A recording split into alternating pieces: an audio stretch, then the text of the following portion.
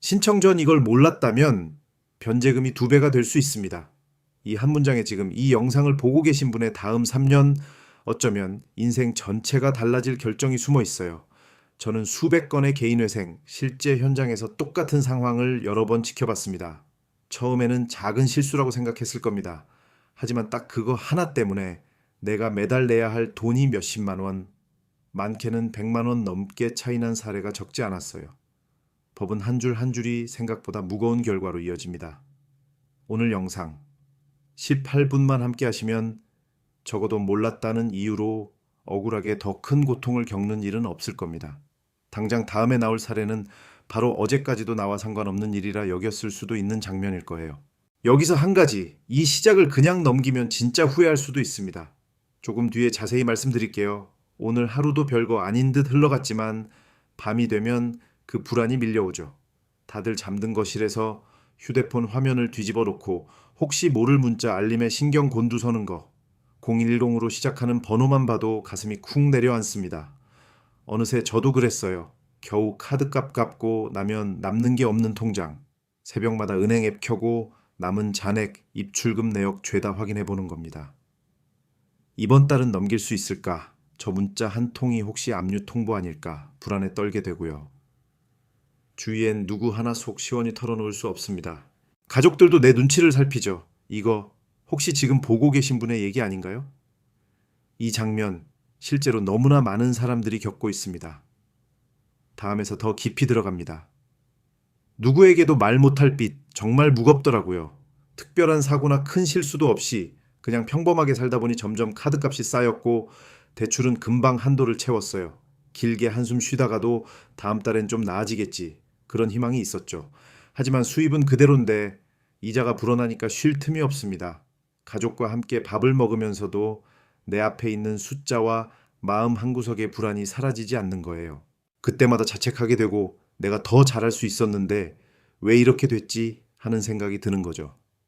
그런데 이런 마음 혼자만 가지고 계신 분이 정말 많다는 걸 실무에서 수없이 봤어요. 진짜 문제는 이제부터예요. 사실 처음엔 이번 달만 넘기면 괜찮을 거야 라는 생각 많이 하죠. 그런데 카드사에서 오는 문자, 대부업체 번호까지 뜨기 시작하면 달라집니다. 번호를 일부러 저장도 해봐요. 넉넉히 살 때는 한두 번 딜레이는 다 괜찮다고 막연히 생각했지만 연체가 반복되면 압박은 점점 더 심해집니다. 지인에게 손을 벌리는 건 상상도 못했고 혼자 감당하면서 점점 외톨이가 되는 느낌. 자기 탓인가 하다가도 도대체 어디서부터 다시 시작해야 하지? 머릿속이 하얘져 버리는 순간이 와요. 밤에 잠 안 오고 결국 체력이 떨어지면 일상까지 무너지는 겁니다. 다음 장면에서 이 불안의 근원이 구체적으로 어떻게 시작되는지 보여드릴게요. 이 비제굴레가 왜 이렇게 견고하게 우리를 압박하는지 정말 궁금하지 않으세요? 실제로 2023년 기준 금융감독원 자료만 봐도 33, 40대 직장인 자영업자 중 신용대출과 카드론을 동시에 가진 사람이 150만 명을 넘겼습니다. 그중 체납 경험이 있는 사람 30% 가까이 된다고 하죠. 이 숫자가 정말 남 얘기 같지 않습니다. 문제는 한번 연체가 시작되면 이자를 갚기 위해 또 다른 대출 혹은 돌려막기가 반복된다는 겁니다. 애초에 내 월급에서 주거비, 식비, 교통비 등을 빼면 실제 남는 돈이 생각보다 적어서 생계비라는 개념이 여기서 핵심이 됩니다. 그리고 바로 이 생계비, 내 빚 상황을 180도 바꿔놓을 수 있다는 거 잘 모르시는 분 정말 많아요. 여기서부터가 진짜예요. 여기서 중요한 포인트 한 가지, 개인회생에서는 내 실제 소득과 법적으로 인정되는 최저 생계비가 큰 역할을 합니다. 채무자회생법에 따르면 내 월 소득에서 기준 중위소득 60%를 차감한 나머지가 매달 갚아야 할 돈, 변제금이 되는 거예요. 예를 들면 1인 가구는 약 120만, 130만 원 정도가 생계비로 인정됩니다. 그런데 여기서 부양가족이 있을 때는 생계비가 훨씬 올라갑니다. 부양가족 수와 나이, 거주 지역에 따라 법원에서 다르게 인정한다는 걸 모르고 단순 계산하면 절대 안 됩니다. 그래서 실제로 본인 상황을 정확히 확인하지 않고 신청하면 예상보다 훨씬 많은 월 변제금을 떠안게 되는 거죠. 계속 보시겠어요? 여기서 한 번 더 짚고 갈 부분이 있어요. 소득이라고 하면 다들 월급만 생각하는데 사실 프리랜서 수입, 아르바이트, 자영업 소득까지 모두 포함이에요. 한 달에 현금으로 들어온 금액, 계좌로 받은 용돈까지 신고하면 다 소득 인정됩니다. 이런 사실 모르고 빼먹거나 일부만 기재했다가 법원에서 추가 자료 제출 요구받으면 정말 곤란해질 수 있습니다. 또 갚을 수 있는 능력을 인정받지 못하면 기각될 가능성도 높아지고요. 특히 자신이 소득이 없으니까 무조건 파산이라고 생각하는 분들이 있는데 그건 절대 아니에요. 최근엔 소득 종류에 더 폭넓게 문을 열어두고 있다는 점 꼭 기억해 두세요. 다음에 더 중요한 얘기가 나와요. 제가 도와드린 김철수 씨, 42살 자영업자분이 생각나네요. 빚이 1억 7천만 원 쌓였을 때까지 혼자 끙끙 앓으셨죠. 처음엔 월급 통장만 생각해서 생계비 아끼면 이 정도는 갚을 수 있다고 단순하게 계산하신 거예요. 근데 실제 신청서에 담긴 소득이랑 가족 생계비를 잘못 계산해서 월 변제금이 처음 안내받았던 것보다 40만 원 넘게 더 나와 버렸습니다. 덕분에 매달 생활비에 쪼달리게 됐고요.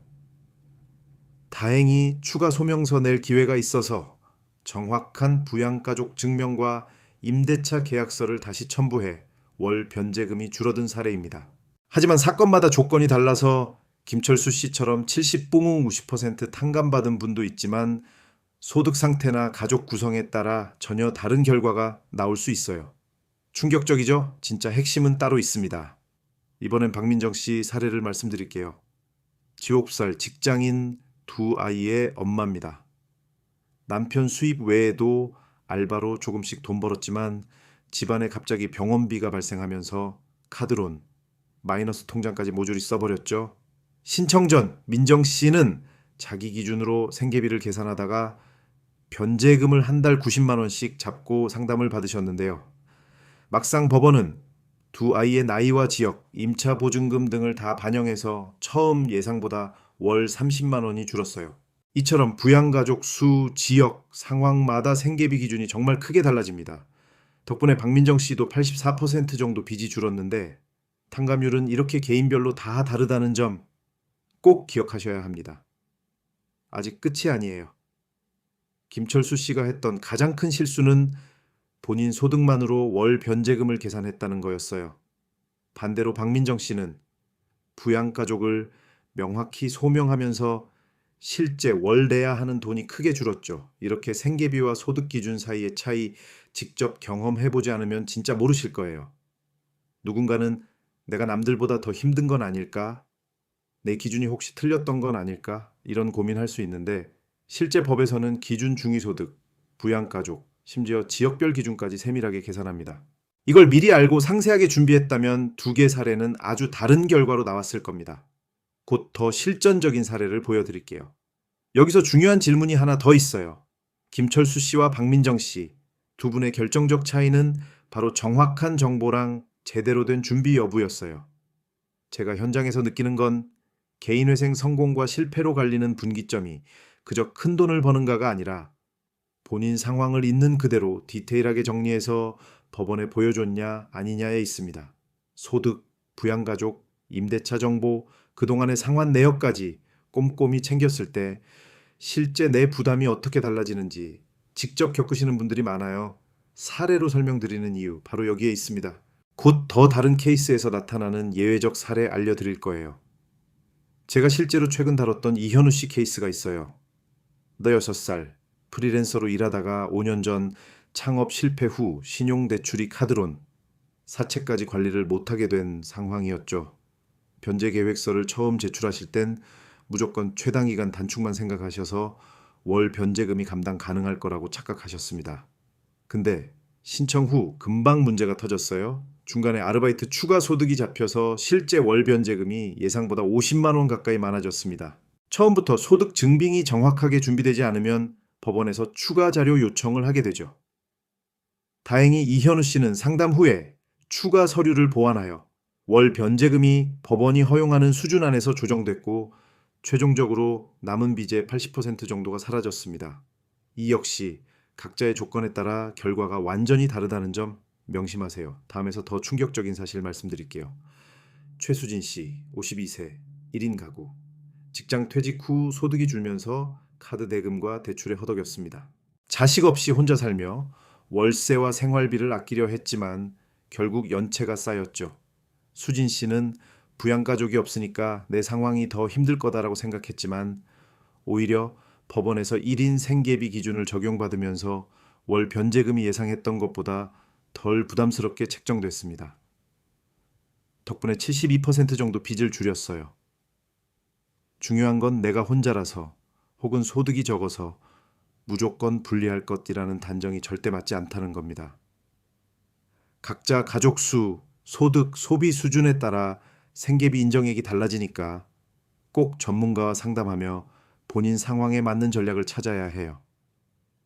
진짜 문제는 이제부터입니다. 여기서 잠깐 이 네 분의 공통점이 무엇인지 아세요? 다들 내 사정은 남들과 다르다고 막연히 생각했다는 겁니다. 근데 실무에서 보니 법원은 케이스마다 공식이 확실히 있습니다. 채무자회생법에 따라 급여 프리랜서 사업소득 구분하지 않고 전부 소득으로 인정하고요. 부양가족 구성에 따라 최저생계비를 꼼꼼히 반영합니다. 그래서 자신만의 특별한 경우라고 단정짓고 일부러 소득을 누락하거나 부양가족을 뺐다가 오히려 월 변제금이 더 늘어나고 결과적으로 변제가 힘들어지는 사례가 많아요. 이거 하나만 알아도 월 부담이 달라질 수 있는 겁니다. 곧 더 구체적인 법적 근거, 실무 테크닉 안내해 드릴게요. 사실 이건 법원에서도 잘 안 알려주는 내용이에요. 최근 회생 법원의 기준을 보면 일정 금액 이하의 채무라도 소득과 생계비 구조에 따라 면밀히 들여다봅니다. 채무자회생법 제61조에 따라 변제기간도 3년이 원칙이지만 2년에서 5년까지 조정이 가능해요. 실제로 최근에는 변제기간이 단축되는 추세도 있고 가구별, 지역별로 적용되는 최저생계비가 최신 데이터로 매년 갱신되고 있죠. 그래서 작년에는 맞았던 기준이 올해 조금 달라져서 예외적으로 월 변제금이 변동된 케이스까지 봤어요. 이런 변화의 흐름 스스로 체크하지 않으면 나중에 억울함만 남게 됩니다. 다음에서 해결책의 첫 실마리 전해드릴게요. 지금 이 영상을 보고 계신 분에게 가장 먼저 말씀드리고 싶은 건 내 소득과 부양가족 상황을 꼼꼼히 정리하는 게 출발점이라는 겁니다. 실제로 법원 서류엔 내역별로 소득 명세, 가족관계 증명서, 임대차 계약서, 부채 현황, 최근 1년간 입출금 내역까지 전부 요구해요. 여기서 한 항목이라도 빠지면 추가 제출 안내가 오거나 더 안 좋은 경우 내 능력 이상의 변제금을 책정받을 위험도 있습니다. 그래서 저는 꼭 상담 단계에서 구체적으로 모든 자료를 준비하라고 말씀드려요. 하루라도 빨리 정리하면 나중에 법원 심사에서 훨씬 수월합니다. 이 부분이 핵심이에요. 절대 놓치지 마세요. 하지만 개인회생의 실제 절차에는 현실적인 제약도 있습니다. 진행 중에는 신용카드가 대부분 정지되고 현금 서비스나 추가 대출도 어렵습니다. 가족 명의로 카드를 돌리는 경우 나중에 법원에서 문제 삼아 기각될 가능성도 있죠. 더불어 정해진 생계비 수준에서만 생활해야 하니까 갑작스런 지출에는 늘 불안이 따릅니다. 이 과정 자체가 감당하기 쉽지 않다는 분들도 많아요. 그렇지만 이 과정을 거치면서 빚이 줄어드는 희망, 그리고 삶의 리듬을 되찾는 분들을 많이 봤어요. 현실적 어려움, 분명히 있지만 지나가면 다시 시작할 수 있다는 점을 꼭 기억해 두세요. 다음엔 직접 실천할 수 있는 방법을 하나씩 풀어드릴게요. 여기서 실제로 적용 가능한 팁을 하나 알려드릴게요. 우선 본인의 월 소득과 지출을 정확히 적어서 남는 금액이 얼마인지, 그리고 내 가족 수에 따라 생계비가 어떻게 산정되는지 꼼꼼히 적어보세요. 다음으로 최근 1년 안에 가입한 모든 금융상품과 통장, 카드, 대출 내역도 한 번에 정리해두면 나중에 법원 서류 준비할 때 정말 도움이 됩니다. 보통은 처음부터 완벽하게 준비하지 못하는 분들이 대부분이고 실제로 준비 과정에서 여러 번 수정하는 것도 흔한 일입니다. 포기하지 말고 틈틈이 메모하면서 정리해 나가면 예기치 못한 추가 요구에도 충분히 대처할 수 있어요. 여기서부터가 진짜예요. 이제 정말 실천할 단계예요. 오늘 영상 쭉 보신 분들은 느끼셨을 거예요. 회생 신청에서 가장 중요한 건 정확한 내 상황 파악입니다. 혹시 본인 월급 외에 추가 소득이 있으신가요?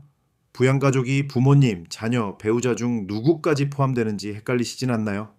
평소 한 달 생활비가 어느 정도 필요한지, 실제로 얼마까지 아껴볼 수 있는지도 꼭 자문해 보시길 바랍니다. 이런 질문 하나하나에 답을 적으면서 준비 서류에 더 구멍이 없어지죠. 마지막 점검 포인트는 내가 실제로 이 금액을 2, 3년 동안 성실히 낼 수 있을까? 입니다. 이 부분 절대 간과하시면 안 됩니다. 다음 장면에서 더 구체적으로 보여드릴게요. 헷갈릴 수도 있을 거예요. 그래서 저는 꼭 상담 단계에서 이렇게 체크하라고 권해요. 내가 지금 안정적으로 돈을 벌고 있는가? 혹시 사업소득 혹은 알바비 같은 불규칙한 수입이 현재도 이어지고 있는가? 가족 중 부양해야 할 어린 자녀나 노부모님이 있는가? 그리고 무엇보다 소비를 생활비 수준까지 줄일 각오가 되어 있는가? 이게 바로 실제로 신청이 받아들여질 가능성을 좌우합니다. 누락하거나 애매하게 답하면 법원에서 추가로 자료만 더 내라는 게 아니고 아예 기각이 되거나 변제금이 내 능력 이상으로 올라갈 수 있어요. 계속 보시겠어요? 마지막으로 당장 이 영상을 본 뒤에라도 할 수 있는 첫 단계 하나 알려드릴게요. 내 통장, 신용카드 사용 내역, 대출금 장부를 모두 내려다보고 휴대폰 메모장이나 송글씨 노트라도 좋으니까 이번 달 남은 돈과 내가 갚아야 할 최소금을 적어보는 겁니다. 이 간단한 습관 하나로 첫 단추가 채워집니다. 실제로 이렇게 시작한 분들이 회생 절차에서 훨씬 수월하게 심사를 통과하기도 했어요. 이 작은 시도 오늘 바로 시작해보세요. 곧 더 감동적인 탈출 이야기 들려드릴게요. 기억하세요. 빚 문제에도 분명히 끝이 있습니다. 저는 수백 번 현장에서 확인해왔어요. 여러분과 똑같은 고민 안고 상담 오셨던 송기훈 씨, 45세, 부양가족셋의 가장이었습니다. 처음엔 변제금이 너무 높게 책정돼서 기각 위기까지 갔지만 생계비 소명과 가족관계 서류 보완해서 결국 3년 만에 전체 채무의 88%를 줄이시고 가족들과 다시 평범한 일상으로 돌아가셨죠.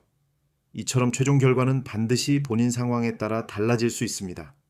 중요한 건 포기하지 않는 마음, 그리고 정확한 정보와 준비입니다. 여기서부터 진짜 희망이 시작됩니다. 하루아침에 빚의 무게가 사라지는 건 아니에요. 하지만 달라질 수 있다는 걸 실제로 경험한 분들의 이야기로 증명할 수 있습니다. 박민정 씨, 사례를 떠올려 보세요. 두 아이와 함께 다시 웃으며 식사할 수 있게 된 건 절대 단순한 숫자 노름이 아니었어요. 철저히 준비하고 현실과 맞닿은 전략을 선택한 결과였죠. 덕분에 빚의 80% 넘게 줄일 수 있었습니다. 단, 이 비율도 상황마다 달라진다는 점 꼭 기억해 두세요. 지금 힘든 시간을 보내고 있다고 해서 그 끝이 보이지 않는 게 아니라 오히려 그 끝에서 빛을 볼 수 있다고 이야기하고 싶어요. 곧 마무리 이야기 드릴게요. 혹시 이 순간에도 고민 중이신가요? 망설이거나 나중으로 미룬다고 해서 시간은 내 편이 되어주지 않더라고요. 저는 수많은 변제 면책 사건을 실무에서 직접 다루면서 그걸 매번 느꼈습니다.